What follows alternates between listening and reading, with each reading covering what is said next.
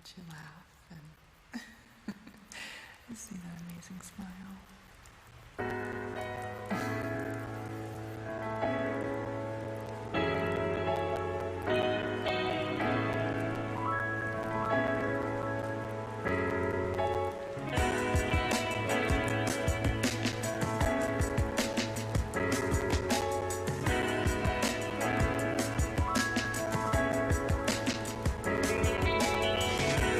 Welcome home, all. It is Monday, Wrap-In Monday, kind of tonight. It is SuperMex Nation. Welcome home, and welcome to all these little terms: veteran voice in the Valley, voice and mind of Mexican America, and a whole bunch of other critters you want to throw in if it sounds good, right? Not if it's bad, but only if it's good.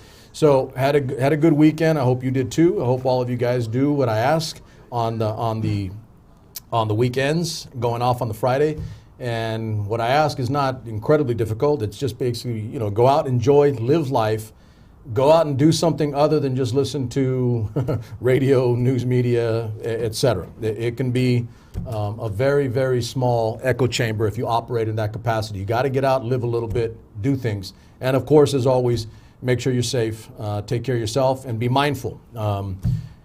Growing up, my kids growing up, I used to have to tell them all the time, and you guys should know this if you're parents, if you've lived a little bit. Kids don't know that there are other existences on this planet other than themselves, and you quite literally have to be mindful for them. And so you warn them, like, hey, be careful, watch when you're crossing the street, etc. But it's applicable toward life in general. So that's kind of my rule, is just, be mindful of others, not just yourself, because it's easy to be safe for yourself.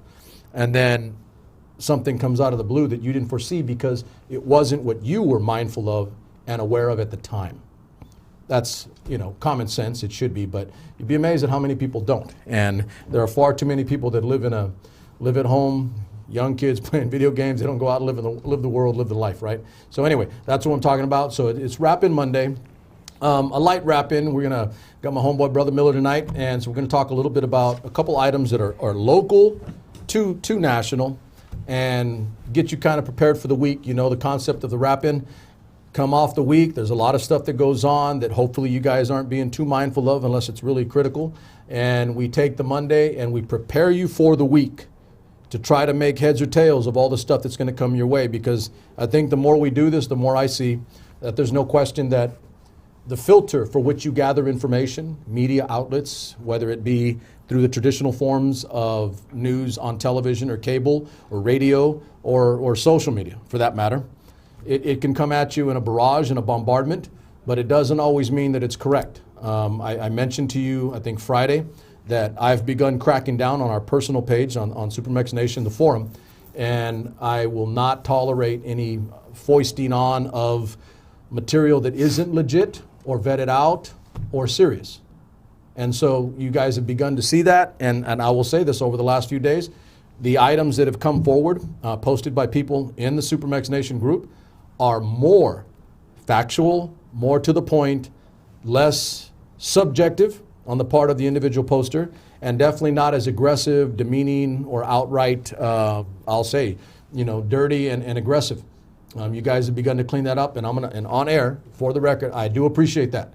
That is the direction we want to go, because there's a gazillion other places you can go to make fun of, bash, or lambaste your opponents and make them enemies. And I said Friday that we have way too damn many and way too many powerful enemies, real enemies, on this planet to be disagreeing and arguing and making enemies of other Americans. I fundamentally believe that. If you don't like it, well, then you're probably not watching, but I think maybe I'm not just preaching to the choir, but I'm preaching to the converted, because you quite literally keep coming back, and that's why you keep watching. As one of you reminded me over the weekend, that is why you keep watching, and I do appreciate it, cognizant of it. On record, not changing anytime soon. That is who I am, that is what this is, and I appreciate you for being here. So let's get right to the meat and the potatoes of it all.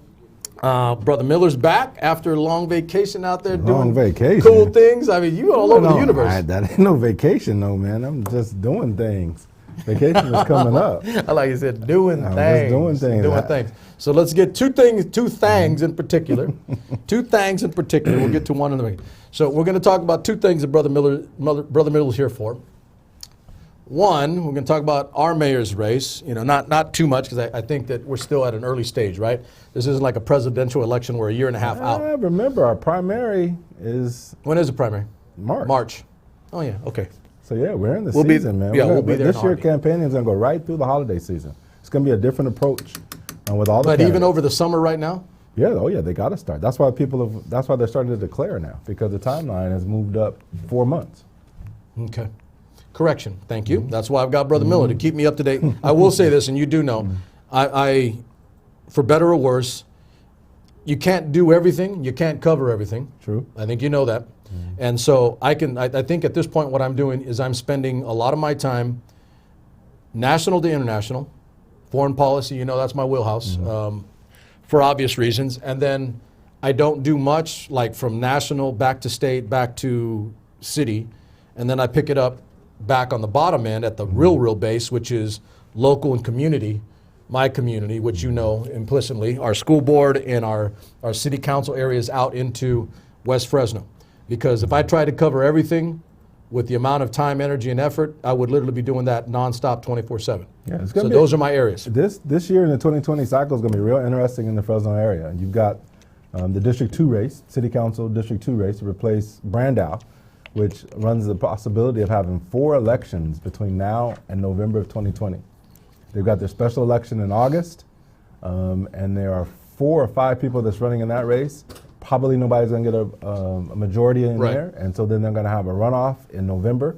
So they'll carry over. To 2019. So the only ones I do know, and you jump on me or jump in as you need to, the signs that I've seen, and that's literally going to be all, because I used to live in that area just until recently. I moved back west and a little bit out with my homies, but I used to live in that area. So Carbasi, Garcia, There's that's it. Jarrett Gordon is another conservative that's in that race. There is the young gentleman, Oscar Sandoval, who's a Central boy that's out in that area. A younger Really? gentleman, yeah, who's in that race. And the fifth one backed out, and now he's. And actually, there is another Republican that's in there, and his name escapes me right now. But there's also a gentleman, Democrat, who was in that race who backed out. Now he's going to run for Congress against Devin Nunes. His name escapes me right now too. So it's 5 candidates. Oh yeah, because that area is the Nunez District too. Yeah, and so What is he running as? Is he a Dem. Dem? He's a Dem. Okay. And Phil Arbayo, ARBA Felipe. ALLO. ARBALLO, Arbayo. Felipe is his given name, but he goes by Phil. So there's 5 people in that race, and so like I said, their runoff or their primary election for the open seat right now will be in August. August, I think it's the 13th or 14th, first day of the Fresno Unified Open School, the first day of school. Oh, wow. So voter turnout in that one is going to be down. Wow. I really don't believe that anybody's going to be able to pull off a majority in there. Probably not. And then they will be campaigning immediately for November, and then whoever wins in November, they're only going to serve until basically they serve 2020, because their primary And then they're for back that on the open ballot. seat, they're back on the ballot Whoa. for March of 2020 Woo. to run again for November of 2020. So they may have 4 elections in District 2 on that area. And are any of them? I mean, are they out walking right now? Oh yeah, they're out walking and talking, doing lots of stuff. My concern though is just the people, the voters that are in that area. You know, we already have a tough time. I know that voter. I was one of them. Coming on board right now, when you have these special elections, the voter turnout usually is down. Correct. And so when you've got those, and then there's 2 different types of races also. The August and November of 2019 will be in our old form, going to the polling place, and then March of 2020 and November of 2020 will be in our new form, the Voters' Choice Act, where everybody gets their ballot mailed out to them at home. So everybody becomes a vote by mail person. See, there's a lot of work that needs I to did be not done. know that. So and I know I'm kind of jumping off track I don't a little know, bit. no, but I need to know that. That's I didn't know that. That's one of the things that I'm going to take on in the best way that I can. I'm immediately trying to process if that's good or bad. It's a good thing. It's a great thing because they're going to a couple of different things. If you allow me talk about the Voters' Choice ahead. Act, VCA. Let me stop you for a second. Okay. I'm going to tell you why. I'm immediately processing SuperMex Nation because I was just in a race, 2 races. All right. I can't prove it, so I've got to be careful how I say it, but I know it happened. Better yet, I have people that know it, but they won't come forward and say it because they're afraid of repercussion.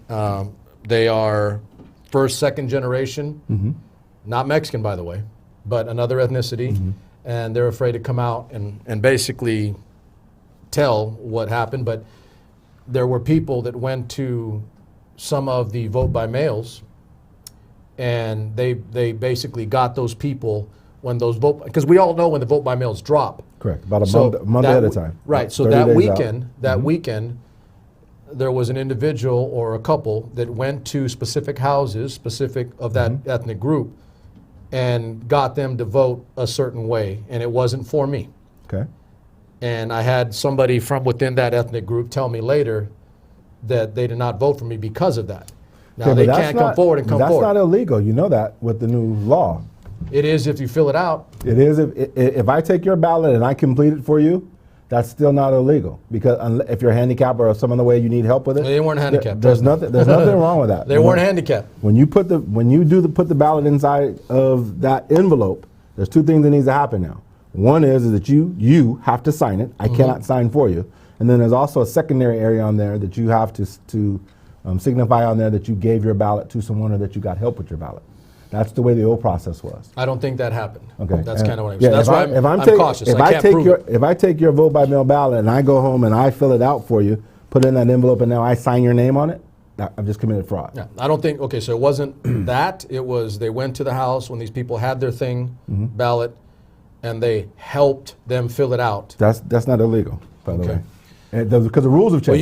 Well, you could imagine. I'm still. Well, right. that's changed, but this was in the past 2 years, 4 years. This rule- was in the past. The rules changed. I don't know exactly the date, but in the last cycle, it was okay for me to help you with your ballot, as long as you put everything in there and you So signed you understand it. why that's why I'm a little leery. I got you. Help I me got with you. your ballot. So Right. okay, so with that context, go ahead. Tell me about what I mean, this is. there is going to be some questions and concerns when we move to this new system because of what you're saying right now.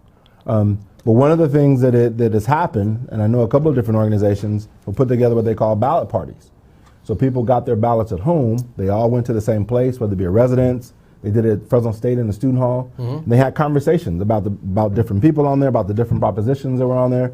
And then they kind of collectively, after those discussions, filled out their ballots, put them in their own envelopes, signed them, and then they gave them to a person to be able to turn in with them.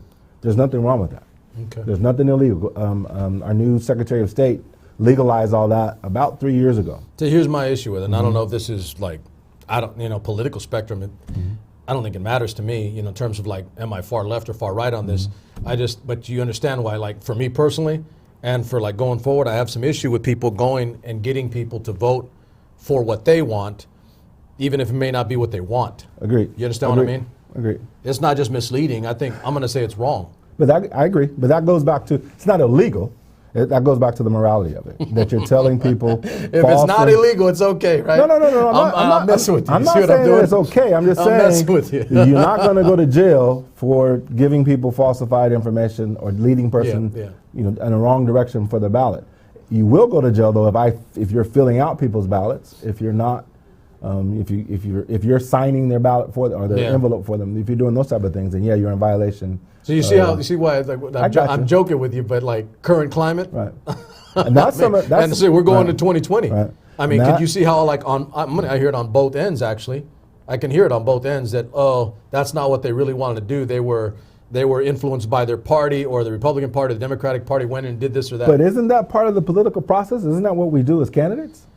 Think about it. I'd say that's different. Got you. That'd be different to me. So when you're a candidate, when you go knock on someone's door, you're not trying to get them. You're not trying to persuade them that you're the best person, or whoever you're knocking on the door. Of course. So what's the difference if they have their ballot in hand or if the ballot's in the mail? It's still a sales job. So I got you. You're killing me. I'm trying to be with you, but you said sales, and I'm like, hell no. But look, that's part of the problem that we have, and I'm going to say it on a national level. Part of the problem is that people look at national politics as a sales and a hustle. I agree. And I don't do the hustle. I agree. I agree. I 200% agree with you. You and I I don't do the hustle. You and I have had this conversation before, but there are people right now, and there's candidates that we're going to talk about. Okay, so is it just California? How magnified is this? And it's not all of California. There's only 8 counties. Last election cycle. How the hell does that work? So it's a county decision? It's a county decision. So in 2018, there were 5 counties. Sacramento was one of them, and Madera was one of them. Is there argument because we're rural or Central California? They want to move the whole state to it. That's what Padilla would like to do, is to move the whole state to it. But he wanted to do feelers to find out what the snags are with it. This next cycle in 2020, I believe there's 8 more counties that's going to go in. So there'll be a whole 13 of the 52 counties will be participating in it. So it'll be us in the Central Valley. It'll be Fresno, Madera, and Sacramento, if you consider that Central Valley. I mean, you can understand why I'm going to say it. Okay, so I don't know. I'm not going to say I'm against it. I'm leery. I got you. You see what I mean? I understand, but I tell you one of the reasons why I'm a big proponent. Give me a reason for wanting. Because every county, especially in Madera, is it going to drive? It increased. An increased voter turnout. Now, what you have to do, which they have not, if you ask the questions of the secretaries of the different counties, the clerks of the different counties, was all of the votes that you received legitimate? Could they say that Darren Miller didn't fill out Richard Martinez's ballot and put it in there? Yeah. You can't say that. But what they're doing now is once you get in that process, then they're going to put the safeguards. Everything is going to be 100% by signature. So you're going to have, when you have the one-day polling places is going away in 2020. So the day of the election. For California, for our area. For Fresno, this is for Fresno County. Oh man, I got to process that. No, so think about it. And you're like my dad. It took me 30, thinking about it. Took me 30 minutes. 30 minutes to convince my dad that it was a good thing. So the one day, election day on Tuesday, polling places is going away. So that's over 300-something polling places is going to go away. But they're being replaced with 50 voting centers throughout the county. Okay. And these voting centers are going to be open from 4 days to 11 days prior to the election. So people are the one-day plethora, or how many ever there was, 300 and whatever, one-day polling places on those individual dates that you can only go to your polling place to vote other than going to the election office. Okay, because I mean, this changes the mechanics of and tactics of campaigns. Correct, it does, big time, big time. And so what's going to happen now is... Well, hold on, just offhand, and keep with the line of thought. Offhand, would you say that helps regular folk running or helps machinery running? I think it could help both. It depends on who's... Because you and I have been on both ends of that. Yeah, it depends on who's going to invest the time and energies to put together a process to be able to get people to vote. I can tell you what it's not going to help. Machinery is going to know that, though. It's not going to help machinery with the downplaying or disencouraging people to vote. Stay away. This person's not... Suppression part of it is not going to play well with that because people are going to have their ballots at home. So you got and within these voting centers, here are some of the services you can get. If you live in your area and you happen to be out in Kalinga, say taking care of business on a particular day, and you got your ballot with you, you can submit your ballot. If whatever the polling place or the vote center that's out there, if it's open, you can submit your vote out there. You can still do it by mail. There's going to be drop boxes all around the county. And remember, in California, I can take your ballot as long as it's in the envelope and you've signed it and you've signified on there that you've given your ballot to somebody to submit for you. I can submit your ballot for you as well. So I really do believe that we could see in Fresno County a 70, 60, 70, maybe even 75% voter turnout. And you know that's going to be beneficial for people. Okay, so that's probably how you convince your dad, because turnout is better. Obviously, you want more Americans voting. Right. Because as soon as I told him that the polling places was going away, he went cuckoo bird. You know, they're taking away things again. I'll tell you why. Listen, because my wife is like, she moved to vote by mail a long time ago. Right. All right. That doesn't change. I did it. I know. Vote by mail is all the same. I did not. I physically like going to the poll. You still can do that, except for you're going to have to find a vote center. So if you've been going to the same polling place for the last 20 years, your polling place may not be there anymore. Yeah. If it's a community center, it may turn into a voting center, and you can still go there. But on the day of the election. And maybe 4 listen, days and I'm or probably 11. not the best. I'm not probably not the best example because I've got this little 3-pronged hat on, and I've got images of, 1789, and I'm going to the poll. You know what I mean? I'm telling you, man. 1789. Well, the beginning of our country, right? Well, you and I, people like us weren't allowed to vote back then, man. Well, back then, no, but that's what I have in my head as the process of American democracy. I got you. Is you walk to a poll, and I'm going to say it, you get your butt off the couch and you get your butt down to the polling place and exercise your right. And you still can do that. And you can do that in some places up to 11 days before the election.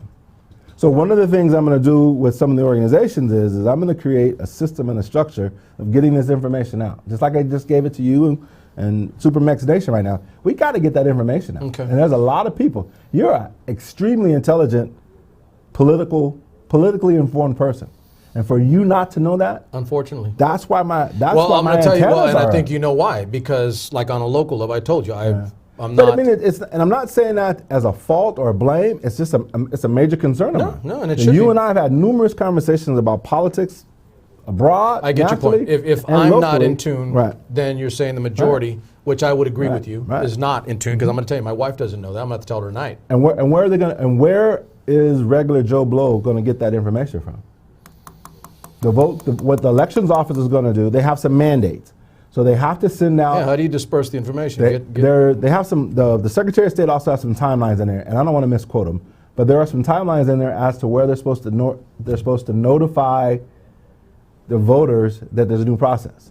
And I know what's going to happen is our county elections office is, if it's say a 60-day window that you've got to have this information out 60 days prior to the election, guess when they're going to send it? 60 days prior to the election. They have to do it in print. They have to do it on different mediums, voice and radio, television, all that kind of Right. stuff. So they have a process of doing what they are required to do. But guess what? With the requirement, peanut butter and jelly is a requirement.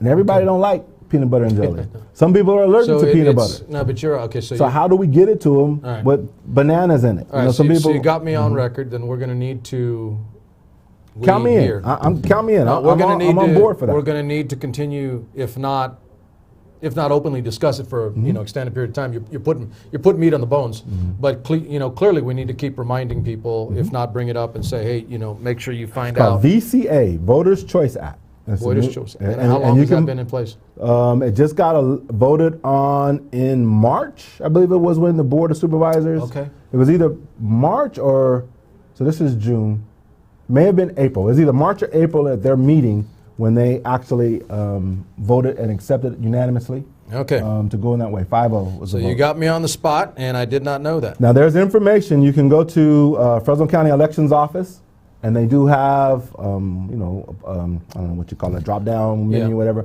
where you can click on it and you can read through the general information. They still don't have where the 50 centers are going to be. They haven't done that. They're going through the process of being. So it's still work in progress. Yeah, still work in progress, but it's going to happen. It's going to be 100% of everybody in Fresno County is going to have their ballot mailed to them. On my word, I will inform myself and get more up to date on that. I apologize. Well, maybe I shouldn't apologize. I didn't know. So I did not know, but that's why I rely on you a little bit. But that's why people that are in our roles, I think it's incumbent upon us to make sure that we're doing what we can to get that information out. It's responsibility. If people say, well, who am I going to get in contact with? If you got 4 voters in your house and you go home and then you make sure that they understand, that's 4 more people to know. Right. And maybe those 4 people then go and tell another 4 people. And I think that's the attitude that I'm taking with this. I'm taking it upon myself to train some folks with this information so they're comfortable, so that we can go out. I'm really heavily paying attention to what's going on in the African American community. I'm committed myself to going out to African American congregations in particular, to go out and have conversations where I'm presenting information, availing myself to be able to answer questions as best I can, to kind of, one of the things that I know about, at least in the African American community, and I'm quite sure it's the same in other communities, south end of town, is that we don't do well with change. We always look at change with a third eye. I'm on record. Why are we changing? There's nothing wrong with things before. Why are we changing? And that's what I went through with my dad. And so that's why it hit home with me that I need to do my part. change, you know, and I'll say it, in minority or ethnic communities or lower income communities can become prohibitive or preclusive to wanting to get involved because this thing is this way, and so like, hey, you know, change, and I don't know, you know. We have a bad history with change here in Fresno. We've been, you know, sold and told a bunch of things that just haven't come to fruition, and so. All right, let's. I'll cut you there because we got to move on. Well, it ties I will get this. It ties into what you said. Well, give me that. So you got the names there. Give me the names of the candidates in that one council race to the northwest. So, and that's that District is my 2, backyard. Fresno City Council, District 2. District You got 2. Mike Carbasi, you've got Lawrence Garcia, you've got Jarrett Gordon, you've got Mike Sandoval, and then you have another gentleman, I should have looked his name up, whose name escapes me right now. But there's 5 people who are running in that race, which is a special election in 2019 in August, and then they'll run again if it's primary. I mean, if a runoff is necessary in November, and then they'll immediately ramp up again. Okay, so handicapping that because there's a lot of moving parts and a lot of hurdles, good hurdles, but you know, part of the race, right? Here they're going to run again. It's not a traditional simple boom race. Right. Okay, so what would you say? I mean, is it going to be? Not to pick a one, but what would you say? Two of the ones at top? He's a Democrat. He is a crossover Democrat. He is heavily supported by Jerry Dyer, Smith Camp. He's those traditional right wing. Is he Armenian? I don't know what I don't believe so. I don't know what his exact ethnicity is, but I don't believe he's Armenian. Yeah, and I'll just say it. And there's nothing ethnic or racial. It's just like Armenians, Democrat or Republicans have the ability to kind of pull from both sides. Well, he's in that ring, and he's run for city council previously when he was in it 20 years ago or so. He told me. Lawrence Garcia is a Republican, has some backing, not a whole bunch of the right wing backing. He has some backing, has some name, credibility in business in some other different areas. Don't know a whole bunch about him. Jarrett Gordon is a lawyer. I have met him. He's a local lawyer, works on contract law type of things. Okay. He has run also previously. Has been involved in city politics kind of. Who's got the most money? I don't know. I have not looked at that. Yeah. Still early on. It's still, because there's no reporting that's come out yet. And then Oscar Sandoval, young guy, 27 or 28 years old, Central grad, went to USC. I did not know that, so I'm going to have to find out about that young blood. He's Oscar Sandoval. my neck of the woods. Okay. He's a Democrat on the progressive side. He's new to politics. Sounds like me a long time ago. Yeah, he has a lot of ambition, has some knowledge about. Sounds like me a long time ago. But he's just a younger guy who wants to make a difference, and this is how he's going to do it. The 5th gentleman whose name I don't know anything about him. I haven't met with him. Have not. How about heard, this? We'll keep that updated, or you keep me abreast as we go, because it is in my backyard. It's where I lived for 20 years. Right.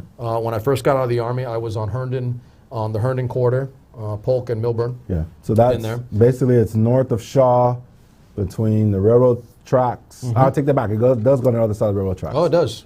Yeah, it takes in where the water park is, all that area over there. It sneaks in. That's it. It's become a bigger part of Central Unified than ever before. So there is interest on my end because I've said it before. We've elected city council people that were technically part of Central Unified, but we've not gotten a lot out of those city council people other than photo ops and promises.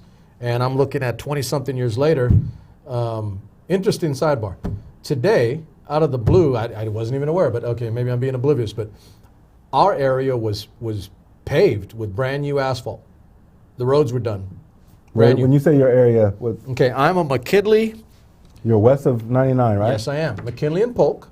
Okay, McKinley Polk. McKinley and Polk. And so our area was, our subdivision at least, was done. Brand new asphalt. Now here's the thing. You're District 1, correct? Or are you a county? Arias' district. So you're 3. Okay, so here's why I'm bringing it up. Because my subdivision in particular is not super ancient. It's maybe 5, 6, 7 years old at most. The roads weren't bad is my point. And if you go right down the road on McKinley and you go to McKinley Elementary, that is the worst kind of road. I mean, it's Well, that's a county though. If I'm not mistaken, McKinley. No, McKinley, right? Is it McKinley Elementary in the county? Nope. It's not. Okay. It is city. It is city. My point is that there's some areas in that area that's ridiculously bad. Right. That hasn't been done in like maybe 40 years. And I'm sitting here like, okay, so the selfish guy. That whole area out there is crazy. Crazy, it's extremely crazy. So the selfish side of me is like, oh, cool, we just got some brand new asphalting for my house. Isn't there some new development out there also between Belmont and Olive? There's new developments every other 5 minutes. Yeah. There is, but I'm going to say it again. So I'm happy if my concern is my backyard in my neighborhood, but you know how I think. Right. I would rather suffer so that the whole can benefit. There are areas that are 40, 50 years old in terms of the roads and bad, really bad. And they just repaved ours. And I'm sitting here like, hey, you know what? I appreciate it. Maybe because we're a good voting block, maybe. But hey, there's some areas over the corner, not even a mile, 2-3 miles down the road. That McKinley Elementary is a horrible. It is bad. It's a perfect example, a great example of how horrible it is over there. It is. Especially when it rains. When it listen, rains, all you have to do is drive by McKinley Elementary and you're like, where am I? Right. Is this like, I'm in a third world country, which was joked about once. Okay, sidebar. So let's get to it. You gave me those. You're going to keep me abreast. Give me the mayor's race. We're running a lot of time here. With the mayor's race, there's 5 candidates that have declared that they're going to run for mayor. Andrew Jans, who's on the Democratic side, Jerry Dyer, who's on the Republican side. So he is in officially? Yeah, I mean he had his coming out announcement a couple weeks ago. Elliot Balch, who is a Democrat, who's done some work in city government and in actually the state government as well. And then you got city council person Luis Chavez, who's on the Democratic side. So he is running. He is running. He has not had an announcement other than he has verbally told people publicly that he's going to be running for mayor. So he may change his mind and back out. And then there's a gentleman who's run before, Richard Renteria. That sounds familiar. Older gentleman. He's got a big goatee. He ran in the last election, last mayor cycle. He hasn't had an announcement. So diverse group, ethnically and party? Not so much party. There's only really one Republican. That's Jerry Dyer. The other 3, Jans, Balch, and Chavez are all Democrats. And I don't know what registration Renteria is. I would assume that he's a Democrat. I'm going to guess that nobody wins that outright. Correct. And you get Dyer, and I'm just speculating, I don't know, but normally I would say Dyer and then one of the others? I would think so. Out of a primary? Because Dyer is going to be, so if you follow, local politics, there's an announcement by Mayor Brand that he is not going to. Correct. Let me back up even You further. informed us on that. Let me back up for a second. GV Wire does a survey, and the survey had it was 4 or 5 different surveys. So one of the surveys was, if you voted today, would you vote for Jans, Dyer, and this is even before Dyer had even announced. So Jans had announced that he was running for mayor. So the poll was, are you going to vote for Jans, are you going to vote for Brand, or are you going to vote for Jerry Dyer, another Republican or another Democrat? And in that poll, Jerry Dyer won that. He got 40-something% of that poll vote. I mean, he has the name ID. The name ID.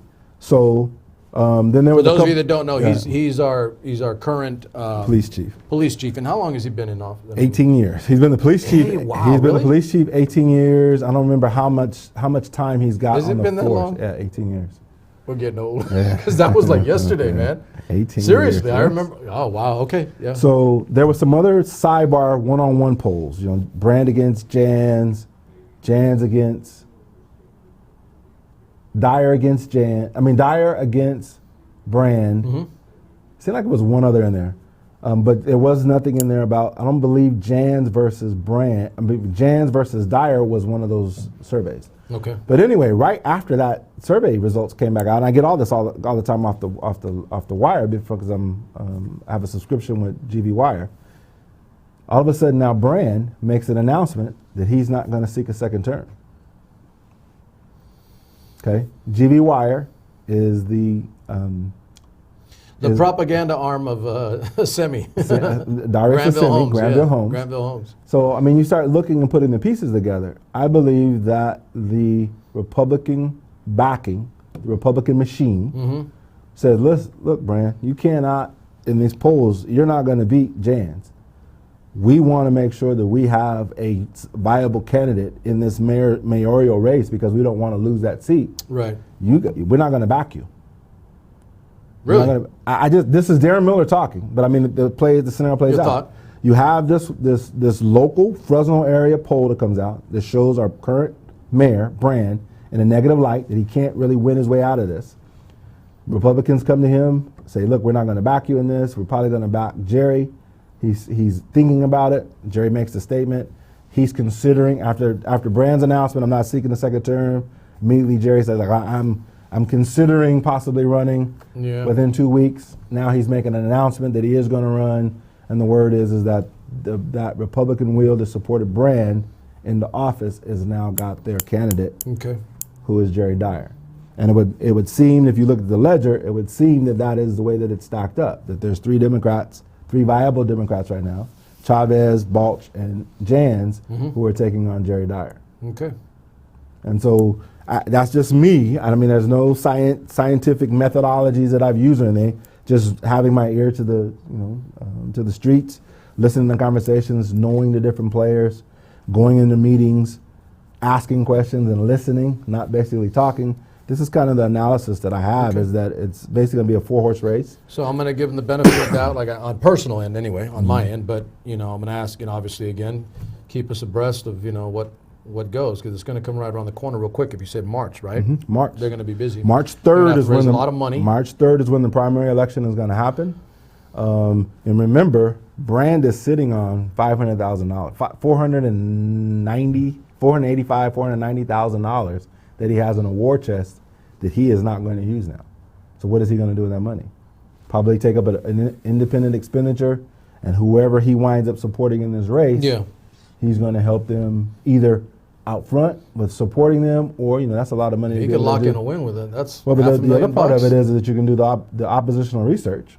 Going back in there, taking a look at going through people's records and history with a fine-tooth comb. Man, I gotta tell you, it's like I hear that and I'm like, I'm living in a post-fact world where, and I've already told you on my end, like I'm using my examples for my audience. I'm sure, opposition research was done on me, but it wasn't even true. They just put it out and saturated people, and I'll tell you what the ugly one for me was, that they told people that I had served dishonorably first. From your you got a dishonorable discharge? Is that what that means?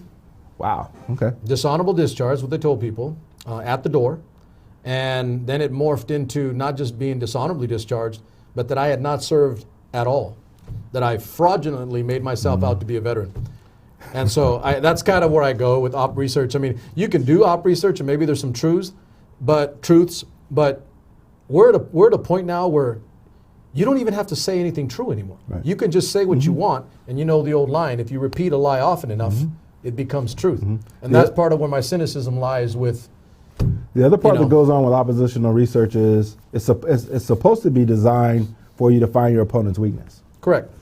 If there's not a weakness there, then what you do is you create one. And then what happens with your opponent? Your opponent's got two decisions now. Either he spends time and resources to rebuke what is said about him in the opposition research, which could be untrue.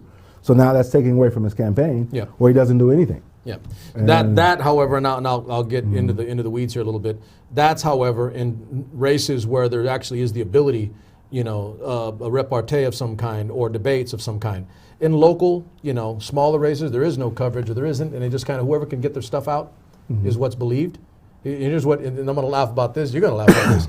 If you read that GV Wire, I don't, because they tried to do a little hatchet job on me this last time. None of it was true, and I told them, I said, now will you go out, and they put out stuff that was insinuating things that I had done within my community. And I told them, I didn't do that. Real simple, right? They put it out in their, and I'll say it, their propaganda, and some people out there believed it.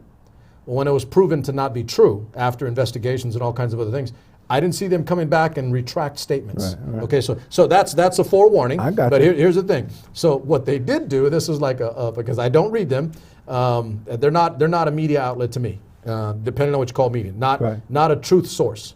Not necessarily. It's objective, and it clearly has a subjective approach because of where their intent is in terms of which They're designed to be a piece of Granville Homes, which is a developer and a developing company. So they have their own. Because hey, I can create my own media too. So with that in mind, and I agree with you, with that in mind, what I use it for is it's another source of information.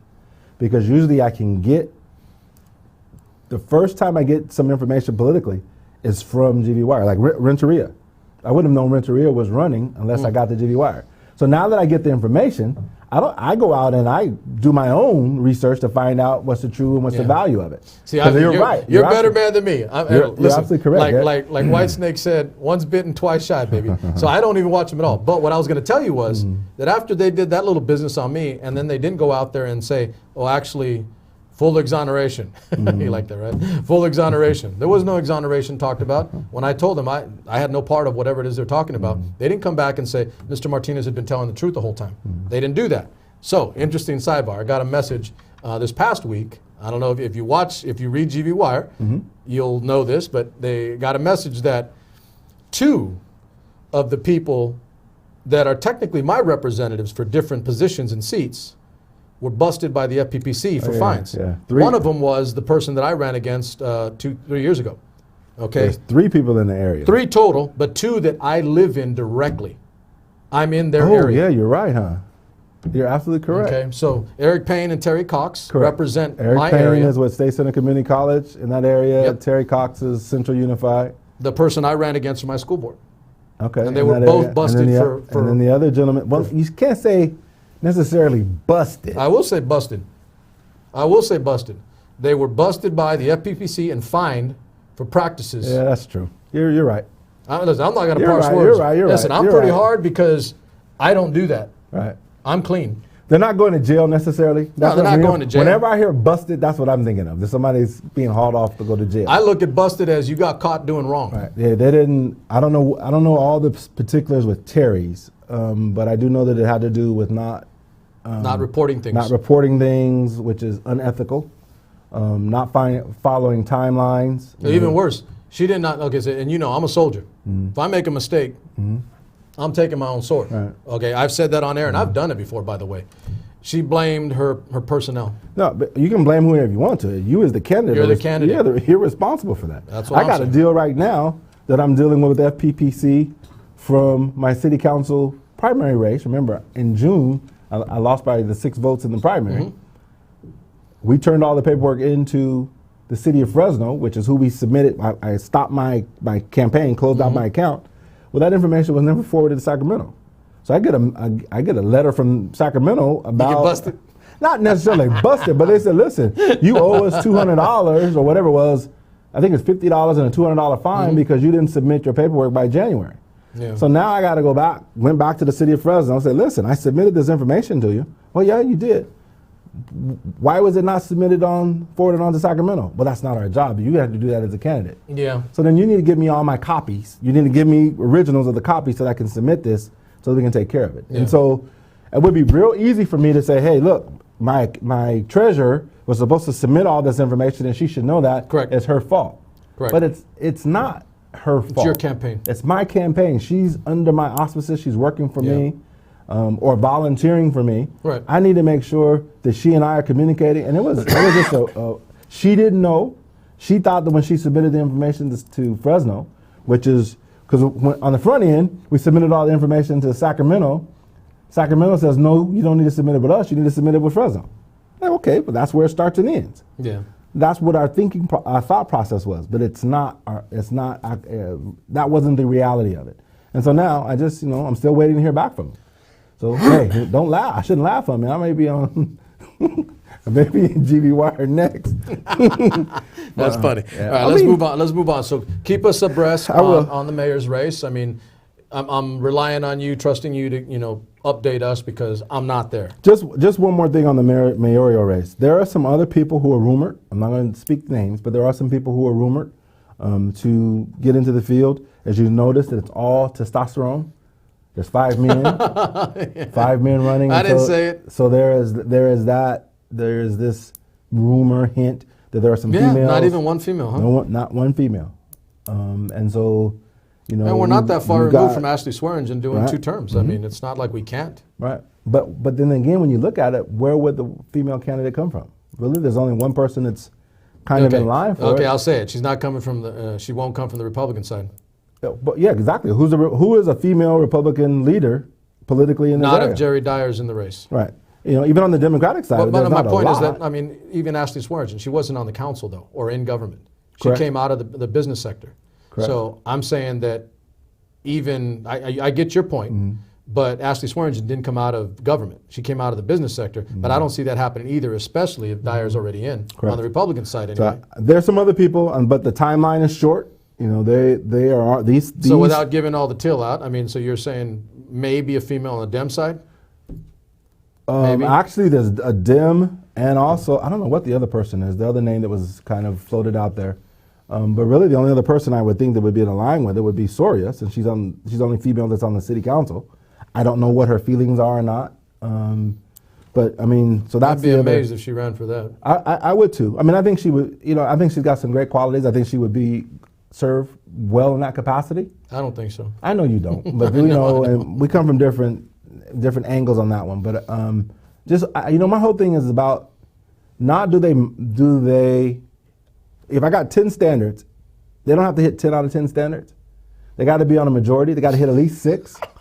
But then you also have to look at the body of work. You just said politics today. But that's we can't I got 10. I'm hoping for 4. Okay, so think about this. Hold on, I'm gonna do this because this is funny. It's got to go on there. So for SuperMex Nation, we're gonna have to agree. I've got 10 metrics. I'll be happy if I can get 4 or 5 for the politician, whoever the hell it is. Seriously, no, man. 6. Seriously, I said 6. At least 6. You're 50 plus 1. 50 plus 1. Got to be 50 plus 1. And then on the other 4, then I'm going to take a look at the things that I disagree with them and see what the backstory is. Why did they vote in that way? Why did they push that particular initiative? Why? Why? And if I can come up with an answer on 2 of them, although I don't agree, then I can live with that. Think about it. Being a minority male in this particular area, being of African American descent, male in this particular area, I'm never going to get 10 out of 10. Not in my lifetime. And I'm not saying that to be defeatist or anything, but I'm just saying. And I'm not chuckling because you're wrong. That's a reality. I'm chuckling because you're right. So I'm not going to settle for somebody. I'm not going to vote for somebody or support or push somebody who doesn't fit at least 60% of what's going on. Yeah. If it's 50-50, hell, I'll run. Yeah. I know my own integrity. I know that I don't know everything, but at least I know that I'm going to do the goodwill for the people.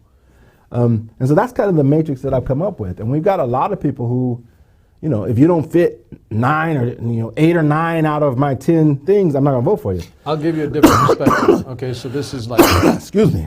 Let's see how this works. So I'm not disagreeing with you entirely. I'm kind of with you. But I don't think I do like the 10 and then they have to maybe meet 6 or 7 or 8. That'd be nice, right? I think what I do is if I'm looking at 10 aspects of a politician or a candidate for something, I'm looking at 1 and then I filter through those other 9. Gotcha. And you probably know what that 1 is. Here's a Who the hell are you? And what are you going to be like when you get in that position when you have some power? And I mean, listen, this isn't exact science, right? I mean, we can't pencil that out and say this is who they will be exactly because we see people change once they're in. But I look at body of work, lifetime, whatever, and I'm not going to say that I won't excuse some things that maybe they were in a tough political position or whatever, and they had it's like by percentages. But I try to minimize that percentage down to that 1 solid percent where this person is fundamentally going to do what's right for people as a whole. And then you look at, okay, he voted this way on that one thing. Well, maybe because the majority of people needed this, so he voted the other way.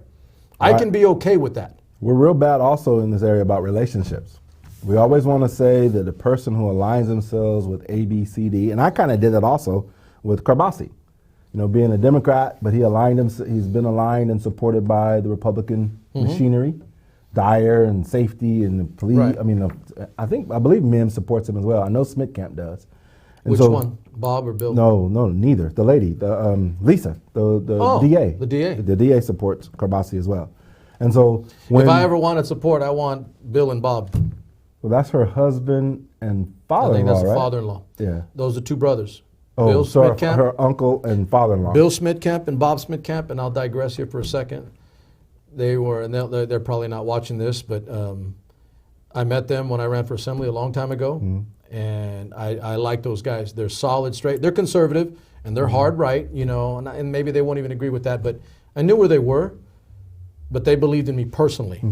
That one filter, right, the 1% filter, they believed in me personally because I was the best person. Right. And they were willing to take a chance on me. That's an ABBA song, take a chance on me.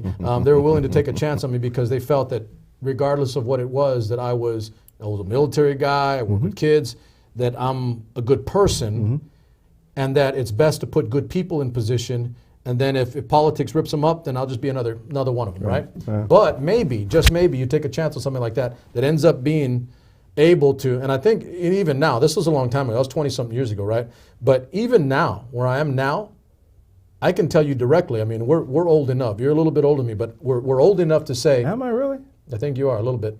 So I think we're old enough to say, you're early 80s, I was mid to late 80s. High school. When did you graduate?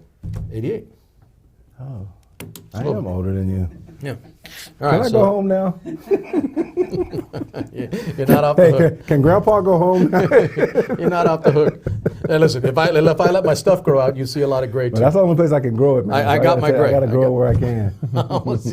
Now you're starting to talk like, oh man, me too. Like, oh man, we're in trouble. But I mean, I look at it from that perspective where you take a chance on somebody like that. And by the way, if I rolled over and died tomorrow, it's all right because I know what I did. I know who I am and what I've done. But I'm beginning to, not beginning, but I've been moving that way for a long time now. Taking a chance on people that maybe don't have all those other things, that aren't within the system, that maybe they fail. But what do? Go with the devil you know? I'm tired of that line, by the way. Go with the devil you know, because you don't know. How do we meet, man? What about happenstance? It's exactly the road that you just laid out. True. Very true. That is how we met. Very true.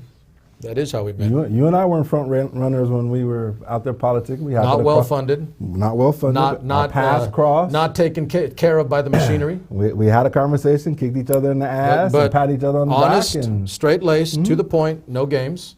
And I'm going to say it. And I know probably for you too, but I can't change. Yeah, I'm not going to I can't change. If there was a party apparatus or machinery that told me to conform, I'd tell them to go. Well, I think you know what I would do. And and if that means I'm never in office, then oh well. What am I going to do? Die because I'm not in office? Amen. I've told the guy before, what are you going to do? Not help me win? You didn't know what to say. You just kind of say. I'm pretty successful at that. All right. Look. This is a union head. This was a union head. And I told him, I said, what are you going to, I looked him right in the eye, I said, what are you going to do? Not help me win? You've already done that, homeboy. And he didn't know what to say. He just sat there because in their world, it's about, future possible relationships. I said, no, you already screwed me. You expect me to do that again? Oh, hell no. You don't know what to say. Because in their world, it's about conforming and eventually rolling along with the system. And I'm quite literally telling them, the system is the reason why people don't trust people like you. People don't trust you because of that. So I said, if I do win something and I get elected, it'll be because I have a name and I talk to people and they know who I am. And if I don't, trust me, I ain't dying. I live a good life. You know how I am. I'm happy. I'm a good guy. All right, so let's move on. We're going to run out of time here. So Mr. Miller here. Mr. Miller did. Mr. Miller was on Hardball with Chris Matthews. True. Mr. Miller was on Hardball with Chris Matthews on MSNBC. Question and everything. Ready. He had a question for the Pete Buttigieg town hall, and that was in Fresno, California. Correct. So whether you're left or right, it does not matter. It was cool that we actually got something. That was last week. It was last week. A week ago. So Monday. I thought it was cool that we actually had a national broadcast, a nationally syndicated show, a cable show, that actually came to Fresno, California, on the campus of Fresno State. For all of you guys that are local or homeboys, we had a major network and a TV show that was local, and Pete Buttigieg was the candidate. Again, whether you're left or right, that's good for Fresno because we're not a small town. We're not the most massive, but we're not small either. Okay, greater area is over 1 million. Man. Yeah, greater area, we're over 1 million. So we're not small. 600,000 people. Exactly. Projected to be 600,000 people. So we're not people. small. We're not small. So Darren was on the show. We'll say you're doing SuperMex Nation like working the bass, right? You're working the You bass. should have gave me a button, man, because I was sitting right next to the camera, although I didn't get a chance to get up there to the microphone. I probably should have gave you a shirt. You could have went like that. SuperMex Nation, what's up?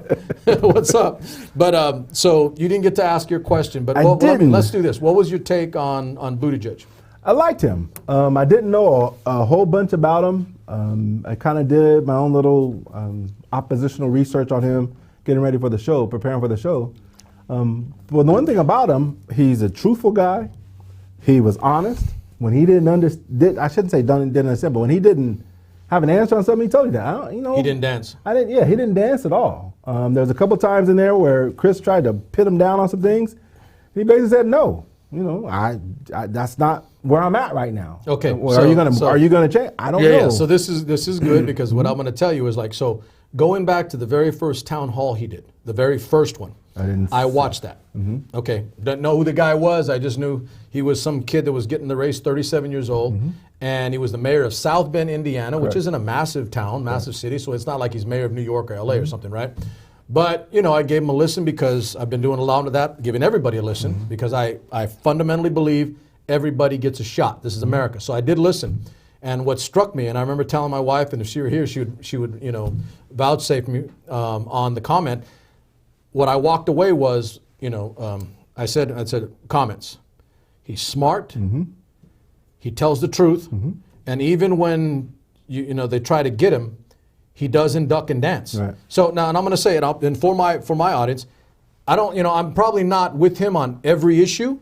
I'm not with him on all issues, but those things jumped out at me. The kid's smart. Yeah, and he has a plan. He don't have a plan for everything, but he does have a plan for That's Elizabeth Warren. Yeah, she's got a plan for everything. But he has a plan for the big things. And my question happened to be about unity. Around what is it that he would do as president to unite our country? From our inception. Because we need it. I don't remember exactly what the question was, but basically it had to do something along the lines of, since our inception, we've been a divided nation, such and such, and it's not always been about along ethnic lines. The LGBTQIA community has always fought for inclusion. The women community has always fought for inclusion. Our minority are oh man, I'm gonna get in trouble. Immigrants. I'm gonna get in trouble. Hold on. What? IA. Help me out, because I don't know what the IA is. I don't know what the IA stands. I have to go back. Lesbian, gay, bisexual. LGBT, transgender is a T. Trans. Q is queer. IA. KP? We'll have to get it. I don't remember what it is, but I know that the IA is the last two monikers. I've never heard that. So is that well, no, I have, but I didn't know what it was. And there's a plus at the end. A plus? And there's a plus at the end. You educated me. You're like doing this when you did the thing you told me about, the Which one? Latin X. Oh, yeah. I didn't know that either. Yeah. I didn't know that either. Yeah. So man, I'm bad. So but anyway, so all of those different our immigrant community now is the ones who are fighting for inclusion into our country. Unfortunately, our current president has done a lot of things to fight back on that, pushing us back to a time of exclusion and seclusion, segregation. Okay. And so that question was what are you going to do as the incoming president? If you become President Buttigieg, what are you going to do to unite our country? Okay. And that was the essence of my question. But we don't have a lot of time. Let's get to some of the. So you've seen the polls lately. I mean, we talked about that just right before we went on air. So Iowa. The Iowa caucus poll, as of right now, and I think it's fluid. I think it's crazy because that's a different. Caucuses are different than normal primaries. So it was Biden was 24, Bernie was 16, Warren was 15. Buttigieg was 14. 14, correct. So that number is all kinds of fluid and changing, and then everybody else is like 7 or below. Biden has lost a little. Right. He's lost a few percentage points. I want to say he was at 28, now he's at 20. And a lot of it because he isn't in Iowa. Bernie has, I want to say he went up one tick. The two fastest growing is Warren and Buttigieg. And I think it's healthy. One of the things I like about my side of the ledger being a Democrat is that we have not had a circular firing squad. People have had. That's coming. They have, it's coming. Well, I'm hoping, and if it does come, I'm kind of hoping it doesn't happen But here's a perfect example. What happened with Biden and his about face on this the Hyde Amendment. the Hyde Amendment, Correct. is an opportunity where he set himself up to take it from every angle possible. He had no choice, though. I'll tell you that much. But I'm not worried about him changing. Right. I'm just saying that the other 20 people who are running against him, there was an opportunity for them to jump on him. Yep. Tooth and nail, Yep. and they didn't do that. They told that there were some statements. Yeah, he was not kind right. of. I'll push back a little bit. The only there's one. Okay, Marianne Williamson, the gal that was Oprah's spiritual advisor. Is she running for president? Yes, I don't know who that is. Marianne Williamson, and I'm gonna tell you like I'm gonna She say must be 23. Okay, so we wanted to talk about candidates. And I don't know. I don't know who that. So because person I'm is. watching them all. I'm watching them all. Some I like, some I don't. Some not are like, watching them some- all. I'm okay, just so kinda Marianne watching the top Williamson, half. they asked her about the Hyde Amendment thing. Mm-hmm. She looked into the camera and said, and I tell you what, she ticked up some points on my end, not because I'm in love with Biden or this candidate Mm-hmm. or that candidate, but I like the response. The response was simple. I appreciate your question, but I'm not here to worry about Joe Biden. I'm here to tell you about what I'm going to do. Right. I was like, that's a damn good answer. Right. Because that means, circular firing squad, that's not going to happen. At least with somebody like her. She wants to talk about her issues and her differences than the other candidates, but without doing it in a dirty way. Yeah, the worst comment, the worst comeback or worst response I've heard, I don't remember, it was either Warren or It's been subtle. Harris. It's been subtle. That said, yeah, it's been very subtle. Okay, it's Something been about he's on the Harris- wrong side of the ledger. Correct. But that's correct. for him to deal with, So not for me to the deal ones with. that I have seen that have, like, with some subtlety, taken some shots because of that. Warren, Harris, Buttigieg a little, although his was really nuanced. I didn't see, I don't remember his at all. I'm going to tell you, his was really nuanced. Let me say, this kid's smart. He's ridiculously smart. I may not vote for him. I don't know. But I do know this. He's really smart. I The like way him. he laced it in, I sat there and I'm like, I told my wife, I was like, this kid's smart. She goes, I know you said that already. I was like, okay, he's a Rhodes Scholar. He's all this other stuff, right? But the way he laced his argument and what you caught, it was psychological warfare with the comment taking a shot at Biden, but you couldn't really tell that it was taking a shot at Biden. So it was him, Harris, Warren. Booker kind of did, but not too much. And then Booker, maybe one though, or two of the others. he's reaching for straws now because he's lost all his momentum. I think he does. Let's do the ugly because we're running out of time here. Let's do the ugly and simple because this is SuperMex Nation. There's one Hispanic in the race, one Mexican guy. He's got a snowball's chance in hell. The twin? Yeah, Castro. Castro? Okay, and I'm bringing it up You know, because he was here. I got a chance Yeah, to I listen know to that. him. Okay, so he's I'm- another very, very, very highly intelligent. He is, but he's got no person. chance in hell. So how many black folk do we have in the race? 2, Just 2. I believe. And so I'm Unless looking. unless one of the lower is Williamson, is the lady you just mentioned? Nope. She's not. Okay. So you've got Hold on. Harris. I'm looking at the map. Harris and Booker. Nope, it's just those 2. Okay. So of the 2, I don't think Booker's going to get out of the chute. I think Correct. it's going to be up to Harris if black folk have a shot at getting her on the ticket, either Correct. as president or vice president. Correct. But you know, the whole thing about her also, she's another highly, highly, highly intelligent woman. But I think okay, so how do I say this? Would you agree with me that there are not a lot of stupid people? I'm going to say it. There's some people. They're not stupid, but there's some people that should Well, that's that what I'm should not saying. be in this race. You're probably right, but my point is that this is the one thing I do like. I mean, people think, oh, it's a circus. No, I don't think so. I think it's a I don't lot of either. different ideas and concepts coming out. A lot of one-issue Okay, candidates and that are in there. here's the good part about that, Darren. Think about this. There are a lot of there are one-issue candidates, right? The governor from Washington's always talking about he's got his plan for You got climate. Yang. He's got- I'm on Yang's newsletter. I get his stuff all the time. You've got some one-issue candidates, but here's where it goes: that you take those one issues and you refine them Okay. over time, and maybe that person drops off and that person drops off. But when you're done, you have the ability that maybe, just maybe, whoever the Democrat is that wins it all, and then goes up against Trump. when they develop their platform. I'm going to tell you what I would do. I'm going to tell you exactly what I would do. Toot, toot, toot, Yeah. toot, toot, toot. I'm cherry picking all of the best ideas out of all these Hell, opponents. President Trump did that in his presidency. There's a lot of things out there that I'd be jacking good ideas. he grabbed a bunch of things out there and told people this is what I'm going to do. Very few of them will come to fruition now in his 2-year tenure, but that's what he did. But you understand the rationale behind vetting and then and what I'm saying is filtering and taking good ideas. Some of them have come up with some decent But that ideas. goes back though. That undercuts a little bit what you were saying earlier about. I don't remember exactly what I said about the show, the politics about the show that goes on with the political side of it. That's unfortunate right now that in our national politics, I agree with you that it's about the show. It's Yeah. about being the master presenter. I think if Biden doesn't win the nomination, because name ID alone, he should win. I think most people understand that. America understands that. If he doesn't win the nomination, it's going to be because of that, the show. It's going to be because of young people. Correct. He has not. It'll be because he did not connect and did not convince millennials that he was the right man for the job. Whoever Younger people that just that- want a new face. Because the ways that things have been, the way that you've won political campaigns before has changed. It's been morphing for a while.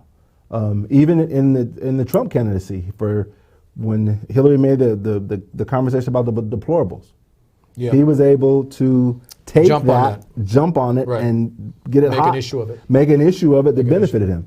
I think that however our young people, our millennials, whatever gets them hot and stimulated, whoever the person is going to do that is going to be the person who wins the So presidency. we haven't, you haven't been on in a few weeks, but I've been moving this way, and so my audience, I've got, some of my audience is our age or older, but I've been telling my Remember, you're audience, older than me. you guys out there, huh? Remember, you're older than me. Not much. So I've been telling my audience out there that I'm not saying I'm like devoiding myself of older than us. What I am saying though is I'm tired of people saying that this coming generation is bad and they're worthless and they're not going to be good. They're different. Okay, so you're an educator too, and you understand why I think this way. I do think that it's our fault if they end up being nothing or not good, because we're the ones educating them, we're the ones building this country, or that have been with the stewardship of this country. If the succeeding generations don't live up to their potential, then whose fault is that? It's not their fault. They're That's being not raised. going to happen. It's not. I work with I don't- with young people yeah. every day. I can tell you right now, it is not a matter of fault or anything. They just do things and process information Different. and expend energy differently than what we do. Correct. And what it is that our system, our old system, and the way that we've done things, does not recognize that or accept that into our new processes. And so that's where you get the lazy, the shiftlessness, that they're not Yeah. really engaged. But they are voting. They're just not in political parties. Listen, I'm going to be a slob, and I don't do this very often. I think you know this, but I look at somebody like my son and my daughter. Like, oh, that's not a good example because they're yours, right? But the people that they're around and the people that they're with, maybe it's not the majority of the millennial America, but damn, they're solid. I mean, my son's already talking about how he's going to change the world by doing these things that we didn't do. Because why? Because he can see the things that are not correct or right that we failed to do. He doesn't have animosity towards past generations. He doesn't hate baby boomers or Gen X. He just looks at, literally, this is not a joke, Darren. He looks like at the big board and he says, they didn't do this one, they didn't do that, they were really good at that, we're going to take that. He's processing all this information, and he's going to turn around and say, this is what America can be. We just take the good things and add them and make them a part of what we are, and then we remove the bad things. That's smart. My younger son, when he was 18, got him registered, voted.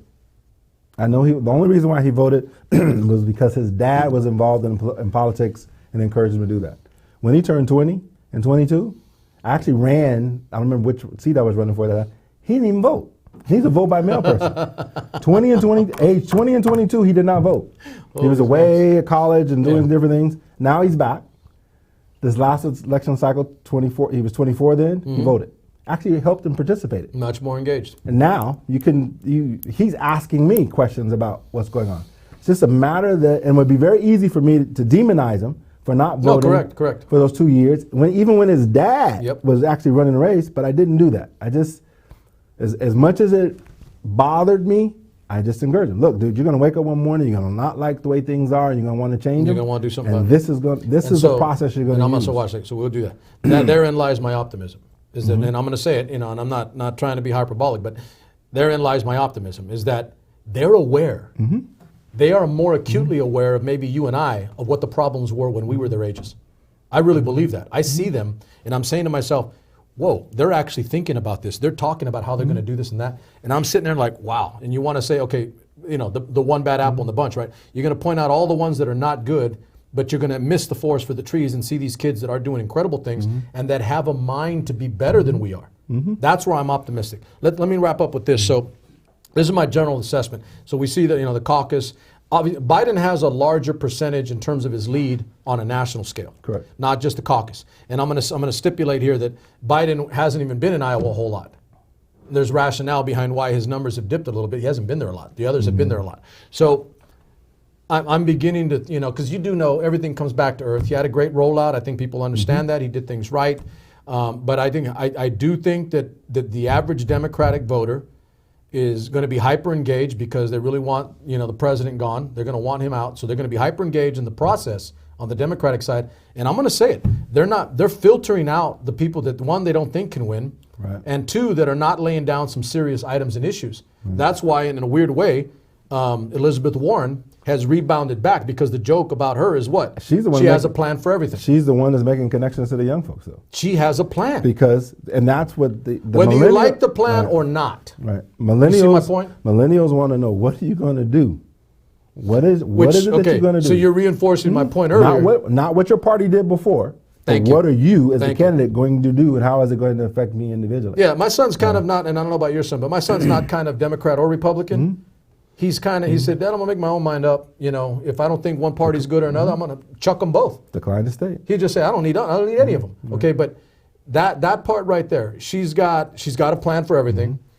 That does, I'm going to say, I do like that. I may not vote for her. I don't know. It's like, maybe. But, on this side, but she has a plan. If you sit there and go through her stuff, and there's she nothing can wrong tell with you that. with explicitness what she's going to do. That's what you want in a leader.